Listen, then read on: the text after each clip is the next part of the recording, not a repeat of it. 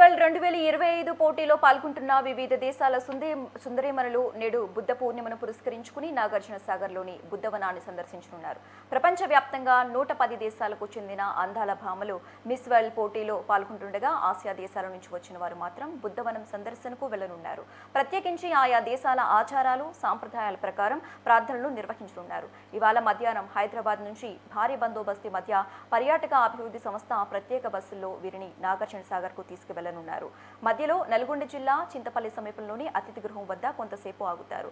అక్కడ పర్యాటక సంస్థ నుంచి కొంతసేపు విశ్రాంతి తీసుకుని ఫోటో సెషన్ తర్వాత అక్కడి నుంచి నేరుగా బుద్ధవనం చేరుకుంటారు.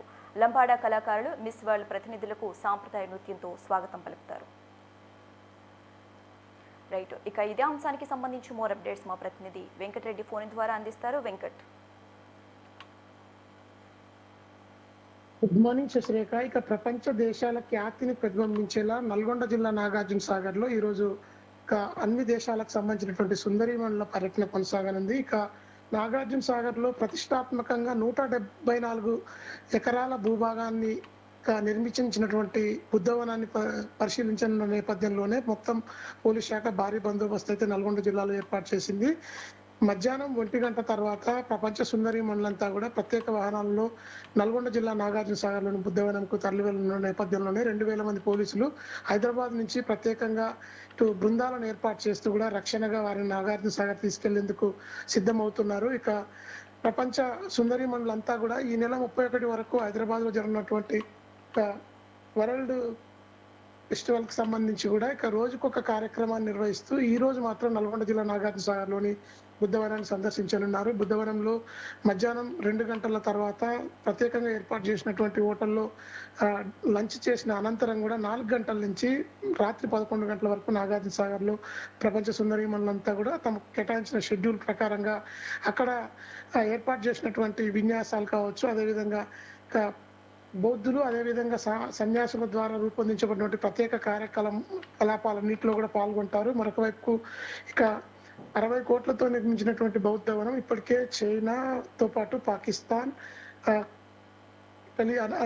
8 దేశాల సమూహాలు మొత్తం కలిపి కూడా అక్కడ ఉన్నటువంటి బౌద్ధ సంపదకు సంబంధించి శిల్పకళలన్నింటినీ కూడా ఆయా దేశాలలో ఉన్న విధంగా కూడా రూపుదిద్ది ఇక్కడ ప్రస్తుతం అయితే 2022లో నాగార్జున సాగర్ లో బుద్ధవనం ఏర్పాటైంది.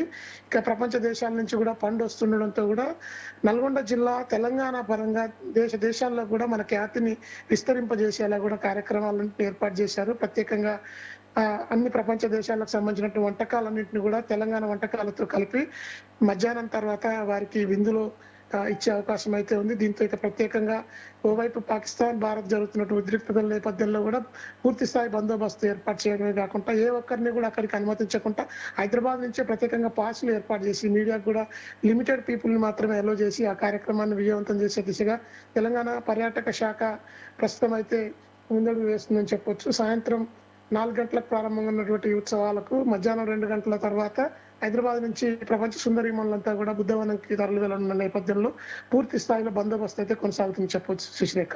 Okay, right. Thank you Venkat.